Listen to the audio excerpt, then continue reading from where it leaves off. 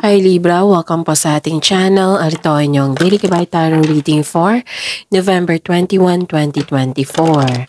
Please be reminded kung naka-resonate kayo, comment down. Kung hindi kayo naka-resonate, ibigay niyo po sa iba kasi channel reading po ito.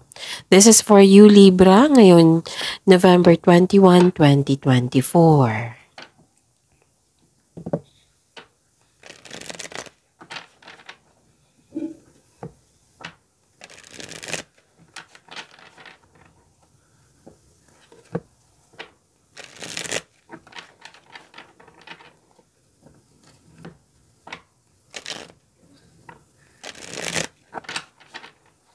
Para po ito sa inyo Libra, ngayong November 21, 2024. Maraming salamat po sa inyong patuloy na suporta at maraming salamat din po sa mga hindi nag-skip ng ads. Gamitin ang reading na ito bilang gabay lamang sa mga hindi pa nag-subscribe. Subscribe na po kayo at click bell notification para malaman nyo na may bago tayong video. Para sa mga gustong magpa-reading po, may lumabas dyan sa screen nyo ngayon. Panoorin nyo po at sundin ng instruction. Calling the attention sa mga suki ko dito na Libra. Open na po ang inyong Monthly Gabay Tarot Reading for November 2024. May 6 months from now reading tayo at love life reading po. So message me Libra for schedule. Maraming salamat po. Please be reminded Libra na iba po yung boses ko ngayon. Tapos pahinto-hinto ako. Slow din ako magsalita kasi may sipon po ako. Okay, so pasensya na. Focus kayo sa mensahe and don't worry. Nakafocus ako sa reading natin ngayon. Okay? Spirits guide.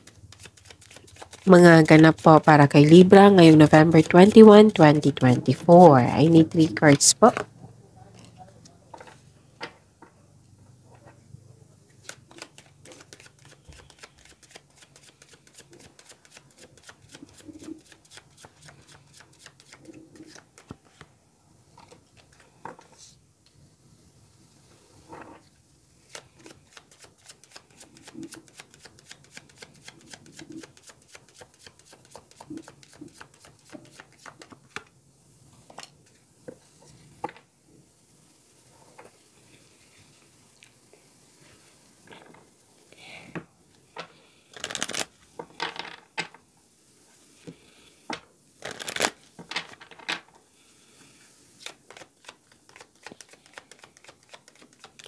Spirits guide.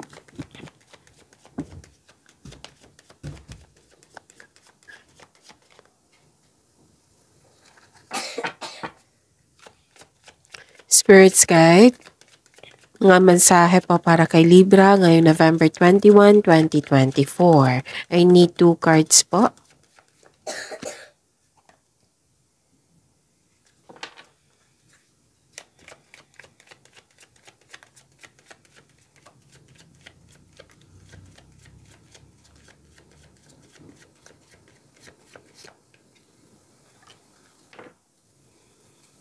Okay. Libra, ngayong November 21, 2024. May nakita akong new beginning po dito. Yes, ang ganda ng cards nyo ngayon. Libra. Nakita ko yung new beginning, pwedeng kakasimula mula sa relasyon, connection sa isang tao, kakasimula mula sa trabaho, basta may sinimulan. Okay? May new beginning naganap ngayon. Tapos, nakita ko dito na may concern kayo sa isang immature na tao. Oo, Libra. Tapos, pwede din na may humihingi ng attention sa inyo na isang bata. Pwedeng inner child nyo ito. Pwedeng inner child nyo ito or isang literal na bata. Okay? Tapos, nakita ko dito na nagkaroon ng success. Nagkaroon ng success. You're happy here kasi maraming ganap. Success, things going your way, positive opportunity, recognition, awards, compliment, good luck, good karma. Diba? Ang ganda, marami. Oo. Actually, ang ganda. Ang ganda talaga ng cards nyo ngayon. Yung nakatanggap kayo ng regalo, nakatanggap kayo ng tulong, Dalawang card na nagsabi dito na makatanggap kayo ng compliment, recognition, pwedeng awards, rewards. And you have abundance.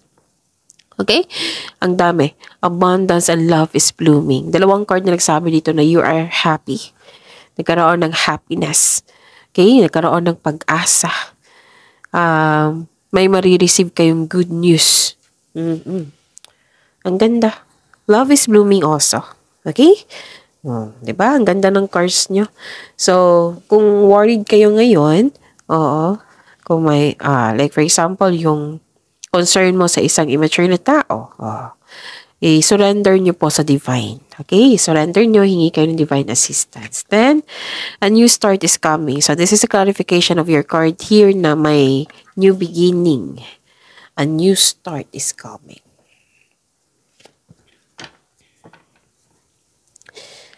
Spirits Guide, ano po yung energy ni Libra ngayong November 21, 2024?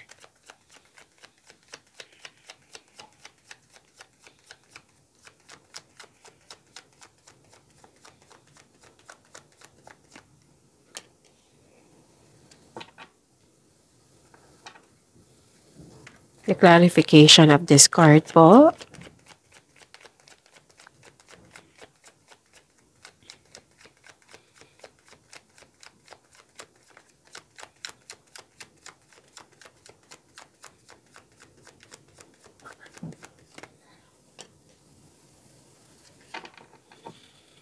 Okay. Sa mga may oras po dyan, sa mga may oras, kung gusto nyo po, panoorin nyo po yung last 4 days kabay tarot reading nyo po. Like for example, napanood nyo ito ngayong November 21, 2024, panoorin nyo po yung 20, 19, 18, 17. Kung may narinig kayo or may nakita kayong repeating message, meaning to say, pinupush yan ng cards sa inyo, kasi ang ilan sa inyo hindi pa binigyan ng atensyon. So, give attention kung maaari.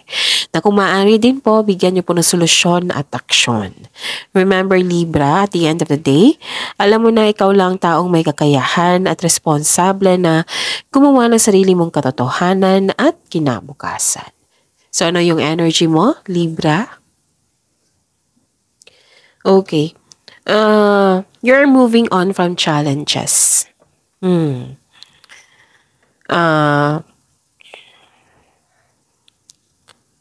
Pwedeng na-stress ka kahapon, the other week. Na-stress ka sa concern mo.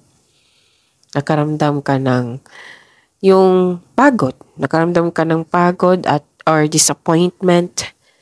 Yes. So, lack of self-confidence nakita ko dito. Pero, now, you are now focused on mind healing instead of suffering. Okay? This is very good. So, nag-focus kayo on mind healing instead of suffering. Tinutulungan mo yung sarili mo. Libra. Lumalayo ka dito sa isang toxic na tao na nagbibigay ng sakit ng ulo. Yung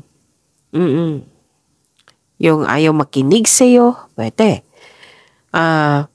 Pwede din na lumalayo ka sa hamon ng kaperahan na pananalapi po na iyong naranasan ngayon. Ngunit may takot ka rin na bumalik yung naranasan mong hirap.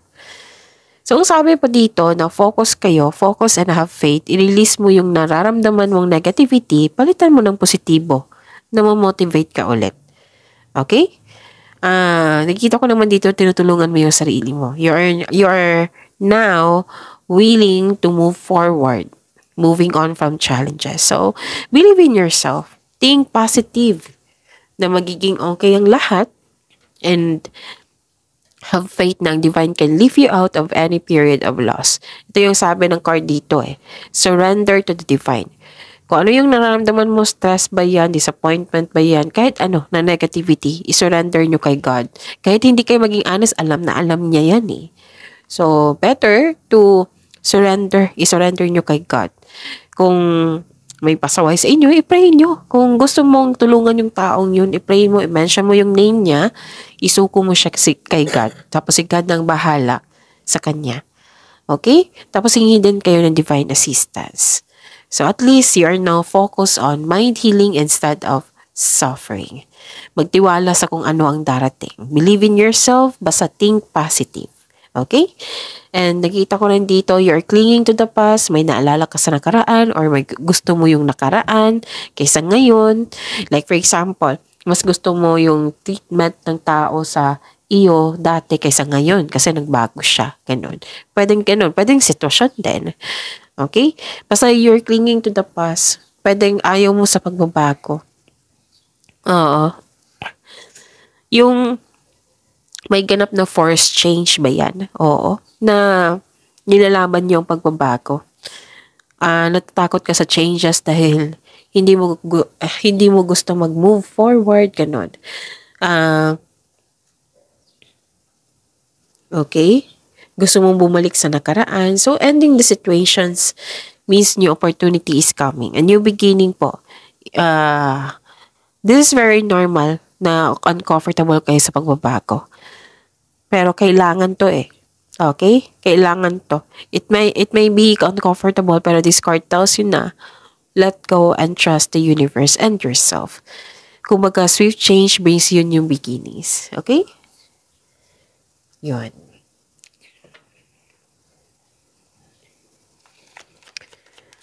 Spirit's Guide, Career and Money ni Libra, ngayon November 21, 2024.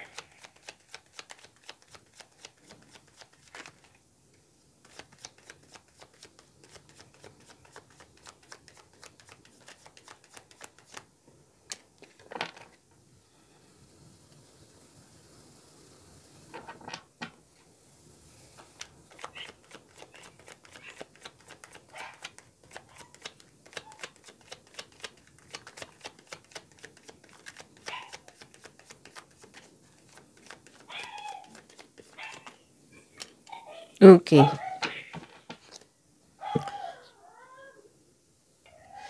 May naulit na namang problema na nagdulot ng trauma sa'yo. Pero ayaw mong alamin. Dalawang card na kasi nagsabi dito na parang umiiwas ka. Siguro ayaw mo ng problema. Siguro umiiwas ka lang sa stress, ganun.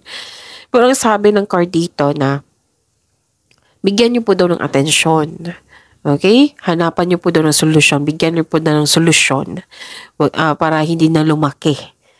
Kasi may nakita ko dito na may panlilin lang, may nalaman kayong katotohanan pero iniiwasan nyo or inignore nyo. It might be busy kayo o nagkaroon ng clarity eh. Yes, conscious kayo sa mga pangyayari. So, ang sabi ng card dito na huwag nyong iwasan, kundi bigyan yung atensyon at bigyan din ng solusyon. Oo, kung maaari po. Okay? Tapos, anong tawag nito? Bigyan yung solusyon para ma-overcome mo itong obstacles na ito. Okay? And kailangan ng confidence dito eh. Oo. Habaan nyo din ang pasensya nyo. Be confident. Ang advice ng card dito, be confident. Huwag nyo hayaan na mangingibabaw yung weakness nyo. Laban lang po. Huwag kayong mag-give up. At magtiwala sa inyong sarili. Magtiwala po sa inyong sarili. Yes, uncomfortable ka sa changes na ito. May new beginning, di ba? Sabi ko kasi kanina sa energy card nyo. Pero, ma-adapt nyo ito, don't worry. Basta think positive. Move forward with clear intention. Okay? Tapos, ang advice po dito, the advice, have faith in the universe, face your fears with self-confidence and courage. Okay? Be confident. You don't know your own strength until it is tested. Okay? You have to move forward with courage. Laban lang po. Huwag kayo mapahinaan ng loob. Move forward pa rin. Hanapan ng solusyon. Huwag iwasan. Kasi baka lalaki ito. Diba? So, yun. Sana'y ma-overcome nyo yan. Okay? I think this is emotions eh. This is emotions, yung acceptance. Try to accept it. Baka itong new beginning na ito is a better change. Okay? Pinaghanda ka dito, tingnan nyo. A new start is coming. Oh, tapos nakita ko dito na hindi kayo handa sa pagbabago. So, embrace the new situation. Kasi may learnings dyan. Oh, kung bibigyan mo siya ng clear intention, may potential na magiging successful niyan.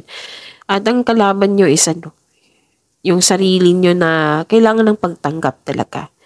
Tapos, kung worried kayo, then isurrender nyo kay God. Okay? If I were you, focus kayo sa binigay na blessings dito. Ang ganda, abundance. Good news, good luck, good karma, positive opportunities, things going your way, success. Good luck, good karma, di ba? Naka-receive din kayo ng regalo, tulong. Diba? Ang ganda. So, yun. So, 3 card na nagsabi dito na may new beginning. Spirit's Guide, Love Life, Self-Love, Partnership, and Romance ni Libra ngayong November 21, 2024.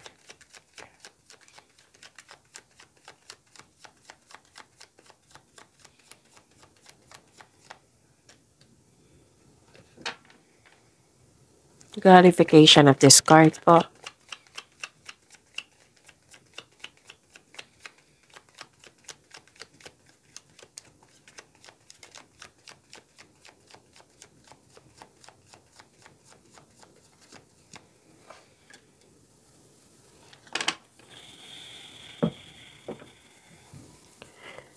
Maraming salamat po sa patuloy na tiwala at suporta sa ating channel. At maraming salamat din po sa mga hindi nag-skip ng ads. Okay. Okay. Nagkaroon ng delay. Delayed abundance po ito. Di ba may sabi ako sa inyo, abundance din dito. So you have to overcome yung mga iniisip nyong negativity, you have to let go. O yung dapat kung yung may nangyari na kailangan yung hindi iwasan sa kundi bigyan nyo ng solusyon, kailangan nyo ma-overcome yan para dumating na itong delay na ito. Okay? Delayed abundance ito, pero don't worry, darating po ito. Okay? Hindi naman yan cancel, darating po yan. May binigyan daw ng opportunity sa inyo na hindi nyo napansin kasi you are trying too hard sa isang connection, sa isang sitwasyon, tao ba yan, bagay ba yan. Nasa yung nakatutok ka doon sa isang bagay. The universe is asking you to loosen grip and relax. Mag-reconnect ka at mag-ask ka ng divine assistance. So, yun paulit-ulit na sinasabi ng card dito pa lang. Surrender to the divine, dito at dito. 3 card. I-surrender nyo yung mga nararamdaman yung bigat. Oo. Okay? So, you have to let go of this kind of emotion, yung nagbibigay ng sakit ng ulo sa inyo, bigat ng naramdaman. Tulungan niyo po yung sarili niyo. Okay, Libra, you deserve to be happy. And kung yung delay, habaan ng pasensya, darating din po iyan. Hindi, kailangan nyo lang ma-overcome itong mga negativity na ito, i-release nyo yan. Okay?